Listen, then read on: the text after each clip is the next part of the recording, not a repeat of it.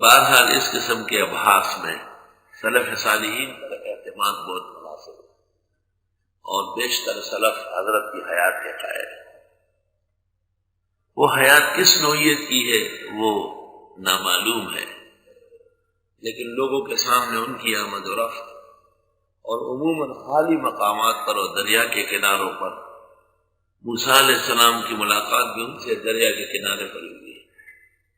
دو دریاؤں کے سنگم پر۔ کچھ باتیں ویسے مشہور ہو جاتی ہے،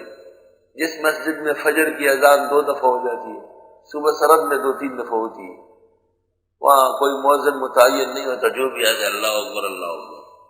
اس کو کہتے ہیں کہ ہو چکی تھی، کہا اچھا چلو آج خضر علیہ السلام آئے گا۔ کوئی نیا اجنبی آدمی ہو تو سب بیٹھتے ہیں یہ خضر علیہ السلام۔ یہ بے بنیاد بات ہے۔ بعض لوگ کہتے ہیں کہ ان کا یہ انگوٹھا نہیں ہے، یہ بھی بے بنیاد بات ہے، اور بعض لوگ کہتے ہیں کہ وہ من الثقلین ہے، ایک طرف سے جنی ہے ایک طرف سے انسی ہے، یہ عمر مدید کی وجہ سے کہتے ہوں گے۔ بزرگان دین اور صوفیاء کرام کے ہاں کوئی بھی ان کی وفات کا قائل نہیں ہے، سب کے سب حیات کے قائل ہیں۔ ہمارے ملک میں جتنے لوگوں نے انکار کیا ہے یہ روح المانی سے کیا ہے، اور روح المانی کی عادت ہے وہ ایسے موقعوں پر باتیں کرتا ہے۔ بعض باتیں ویسے زور سے رد کر لیتا ہے، مثلا وہ مشہور واقعہ کہ انطاکیہ کے لوگ آئے تھے جب قرآن شریف کے اعراب لگ رہے تھے، جہاں آیا ہے کہ 2 پیغمبر ایک بستی میں گئے فَأَبَوْا أَن يُضَيِّفُوهُمَا، تو انہوں نے کہا کہ یہ با جو ہے اس کو اوپر کرے اور ایک نقطہ اور بڑھائے تو یہ بن جائے گا فَأَتَوْا أَن يُضَيِّفُوهُمَا، وہ آ گئے مہمانی دینے کے لیے، ہماری بڑی بےعزتی ہے۔ تو یہاں آلوسی نے 2 واقعے نقل کیے نیساپوری کے حوالے سے، ایک پیغمبر کا دوسرا علی کا، دونوں غلط ہیں۔ یہ واقعہ حجاج بن یوسف کے زمانے کا ہے۔